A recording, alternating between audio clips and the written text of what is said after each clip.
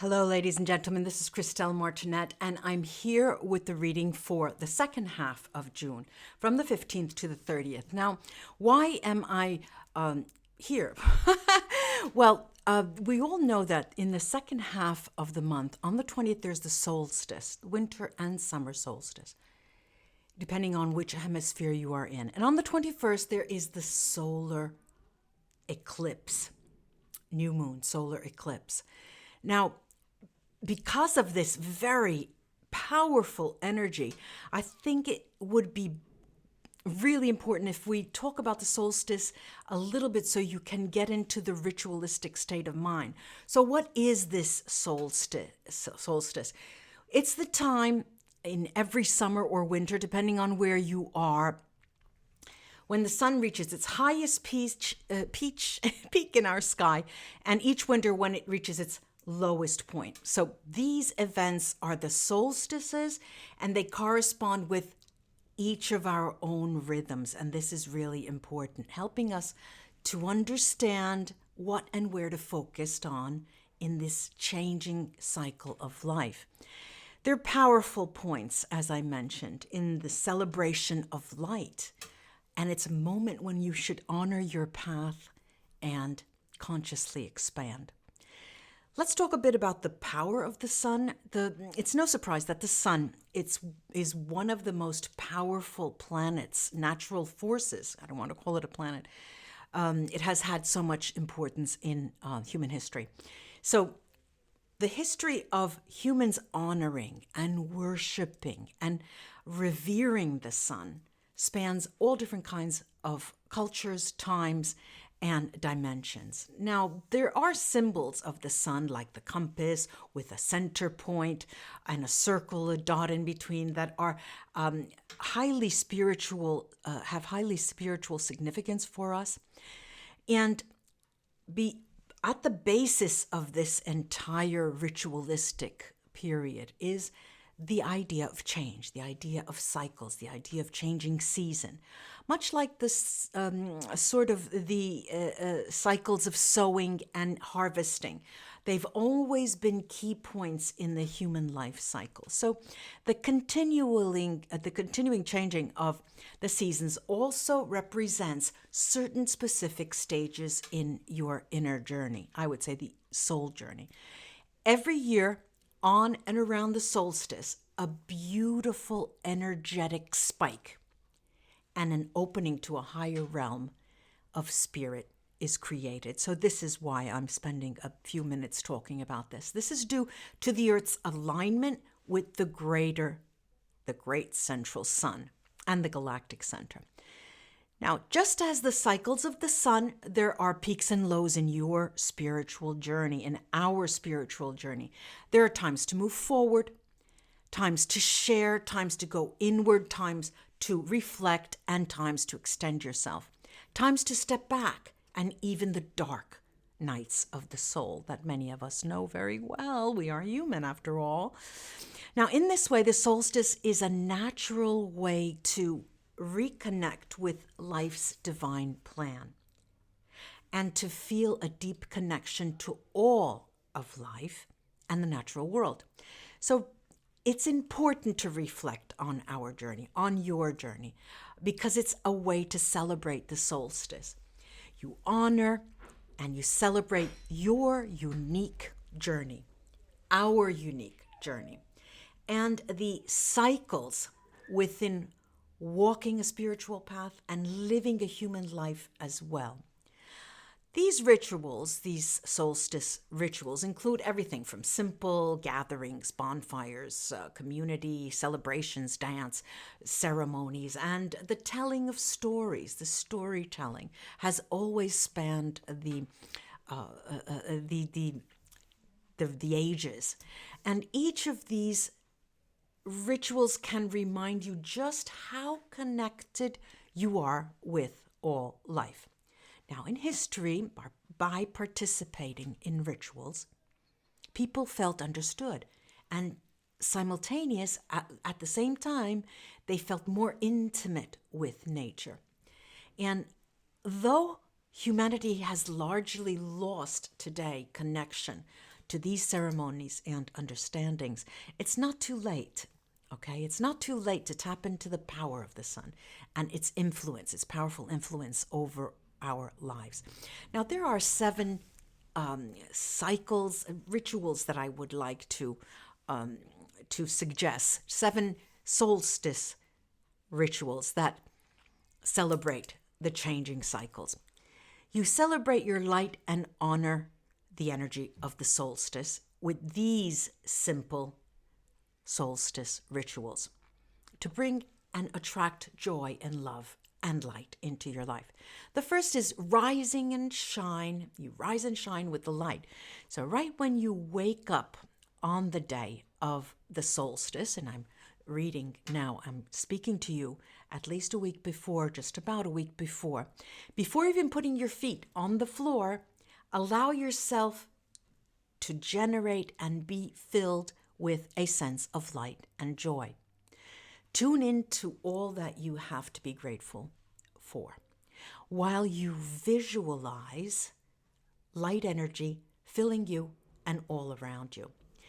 Invite in the presence of your guides and angels, spirit guides and angels, the presence of divine light and the energy and vibration of love. Let yourself bask and be filled with divine light. Put yourself in the center of this light and this positive energy, and feel the oneness and connection with the divine and all that is.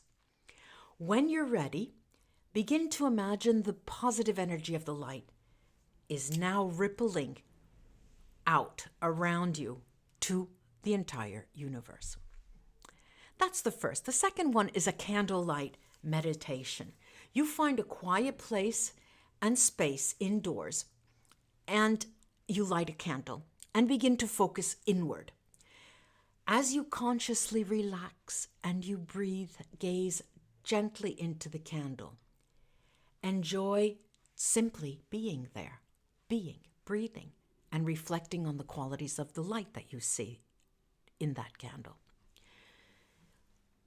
Begin to tune into the vast supply of light around you, as well as the light that you carry within you at all times. When you're ready, close your eyes and visualize your light glowing brighter and brighter and brighter within. You relax, you breathe, and you let go of the need to focus on the world around you. And instead, allow yourself to drift in a relaxed and peaceful meditative state. The third ritual is to experience your oneness with Mother Earth. Walk outside and sink your feet into the earth. Take your shoes off, put your feet into the earth. Feel your energy grounding to the core of Mother Earth in a column of light, as if the light would be traversing you from top to the ground. Visualize the light pouring into your crown chakra at the top of your head and warming you, refreshing your energy and filling your aura with the divine life consciousness present in the fresh sunlight. As you stand on the earth, on Mother Earth, with your feet apart, your arms uncrossed, and your hands facing up in a gesture of receiving, feel the sun's healing warmth in every part of your body. Breathe in the sunbeams. Feel the light filling your spinal column. Enjoy this deep connection to the earth. In my recent videos, the live videos, many of you have asked me, how can I contact my guides? How can I, during meditation, I don't hear anything, I don't feel anything. Try to take it one step at a time. And the solstice is an excellent time to do this. Another ritual is to honor the directions. What do I mean by the directions? Many indigenous tribes and ancient cultures around the world have observed for a long time and celebrated the directions. There's a special kind of power that you can tap into by turning into them. To do this, and in addition to the 4 cardinal directions, north, south, east, and west, I also like to tune into the sky, the earth, and the light within. And as you tune into each direction, face that way. Face east, face west, face north, south, in, above, and below. Movement, dance, or yoga are wonderful ways to further experience this connection with each of these sacred directions. Now, another ritual is to set your intentions, and this is probably the most important. The most important. You find a quiet space to relax and breathe and focus inside. When you've reached a deeper meditative state of mind, set the intention to feel a sense of transcendence and oneness. Visualize this sensation being rooted within you and then expanding outward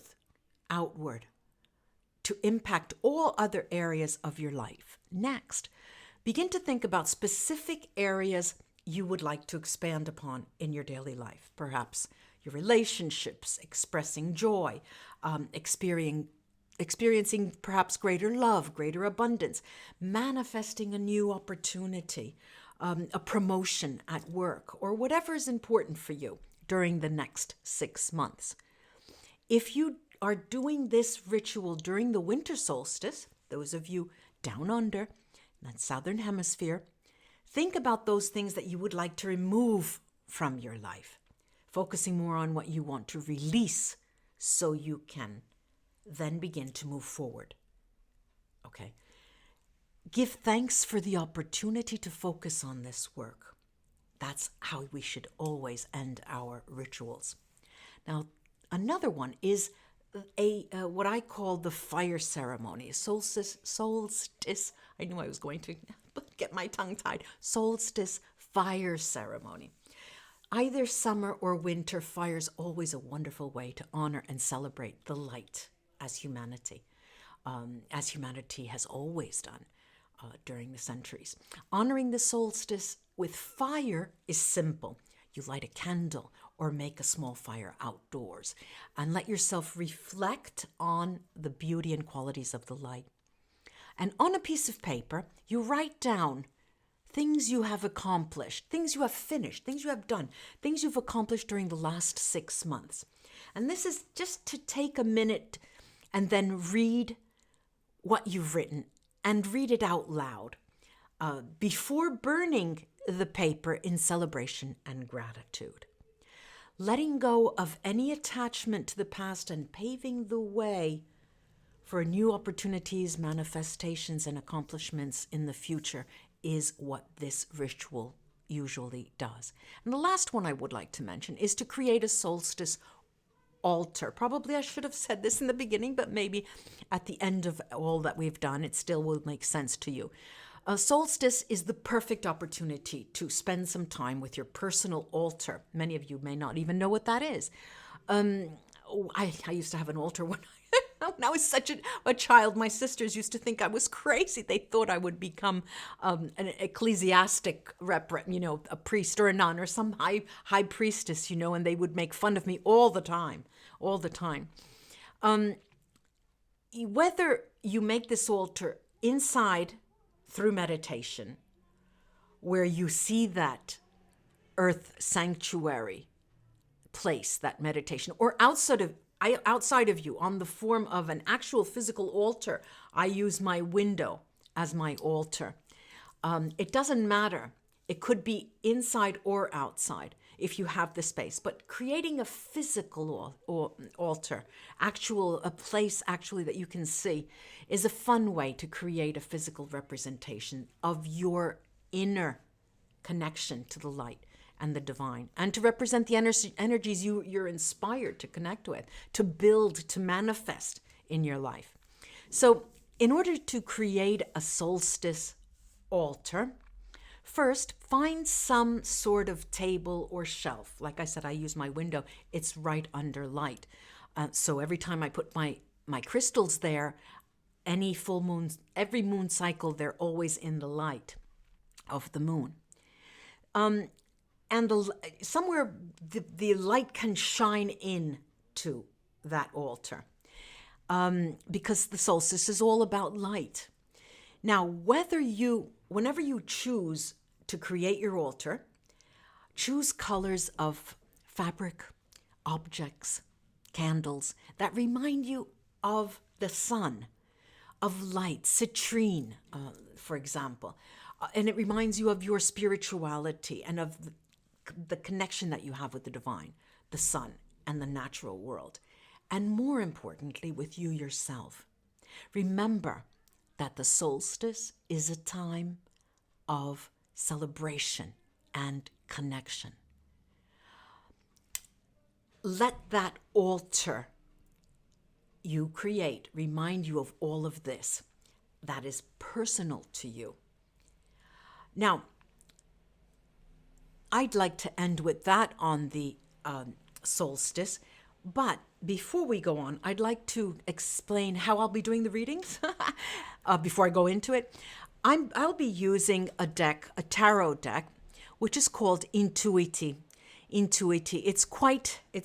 Intuiti Creative Cards. Why am I using this? This is a deck that I have found, and it was created by a group of researchers in Milan, and they studied thousands and thousands of different tarot decks around the world and from different cultures.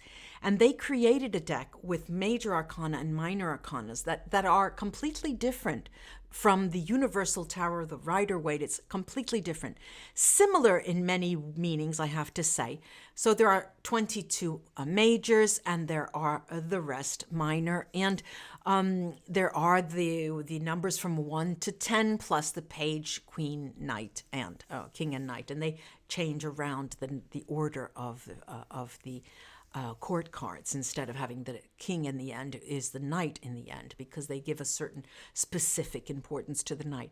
And they have 4 suits: the air, water, fire, and earth. So it's quite interesting, because it allows you to break away from the set meanings of the tarot cards that are similar, the Rider-Waite has inculcated in our minds, and lets us be more intuitive, allow for more intuition to seep through in our interpretation of the cards and the visions that we see. So this will be fun, and I'll be using, of course, my runes at the end, and if I need clarification, I'll do that.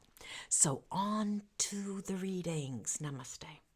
And right under each reading, ladies and gentlemen, how it resonated, if it resonated. What was it about the reading you liked? What was it about the reading you don't like? Then they say in Italian, you have to have wide shoulders for criticism. Well, my shoulders are pretty wide.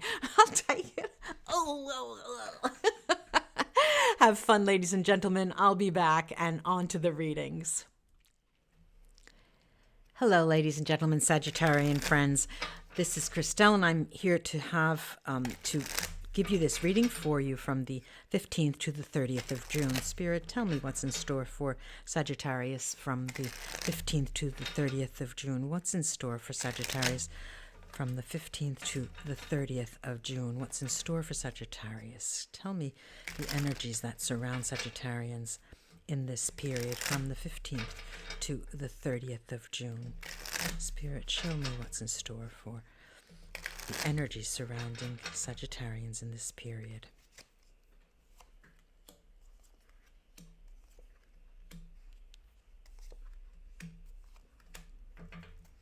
Now, let's see what we can do here.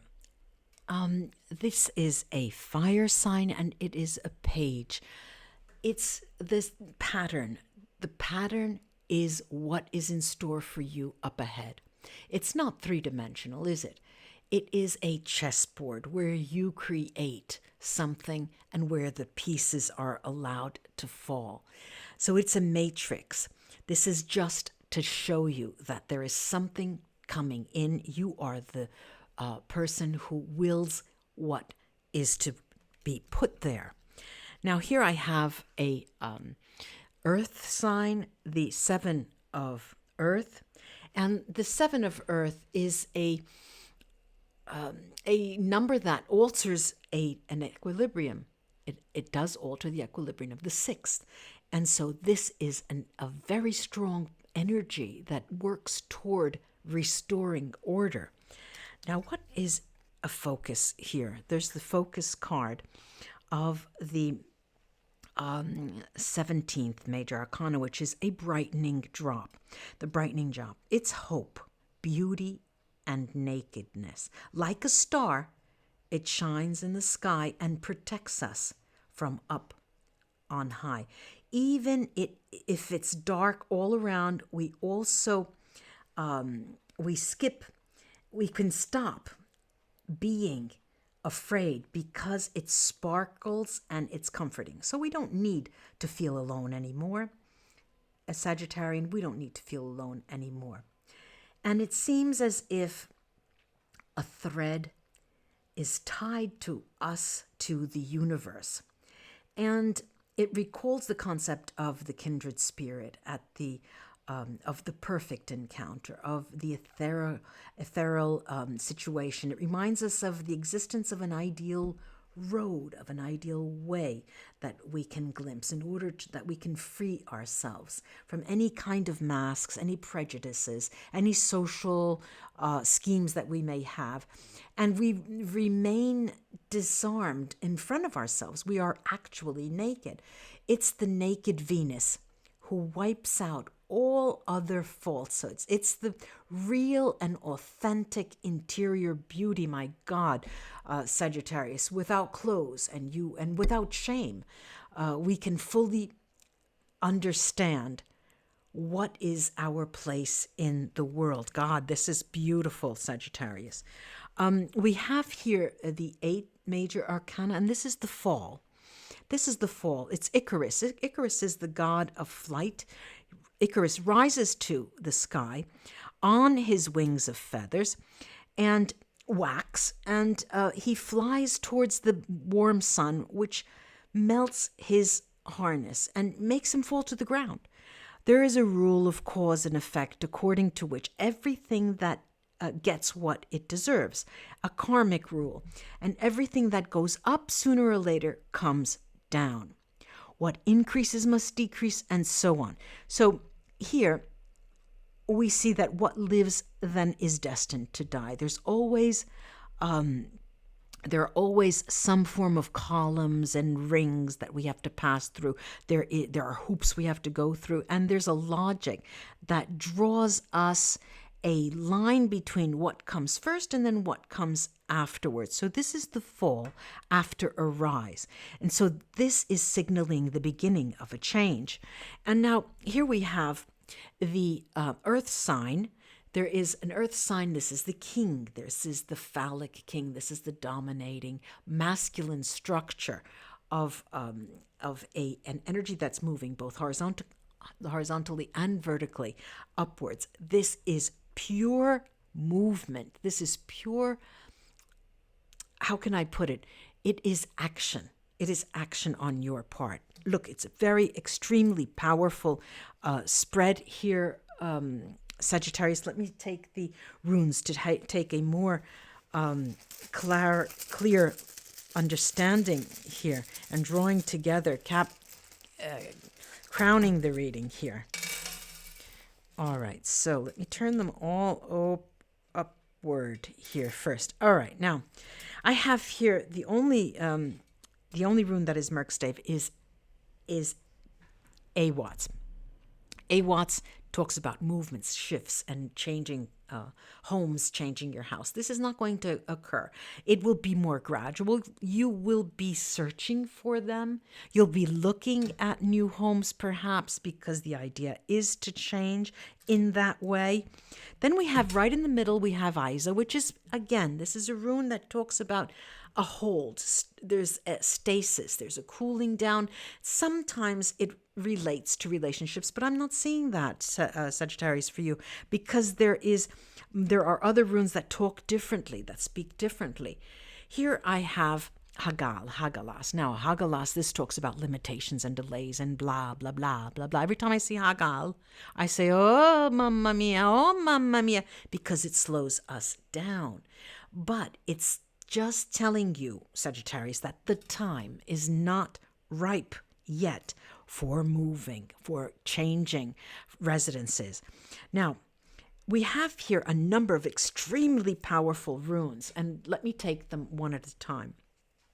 I've got Diag here. It talks of increase, it talks of growth, and hear ye. Sagittarius, this rune alleviates the delay of these other runes. Amen. Amen. Now comes the good part. We have the building blocks coming up. We've got Ingvats. We've got Ingvats here. That's a successful, this is one success after another. Get ready, Sagittarius. This is a successful conclusion. This is a relief. This can signal a milestone in your life. This is where you say to yourself, Sagittarius, I remember that solstice. That was when I understood. Then we have Tyr. Tyr is bright stave, and it's moving toward victory in competition. You will come out ahead. If you are vying for a position at in your business or in your place of work, or a contract that you're expecting, you are going to get it over others. You're extremely motivated. There's an increase in money or power. I've got here now Gifu. I mean, it's so beautiful, so beautiful. Que bello, que bello. We've got Gifu. It's a gift. It's a partnership. It's an important development in a romantic relationship. Ta-da! And then we've got, lo and behold, Sohilo. What? It's the sun. It's the solstice. It's light. Sagittarius. Sohilo is victory. It's great power. It's success. I'm not going to say anything else. Namaste, Sagittarians. You deserve it. Bye-bye till we meet together again.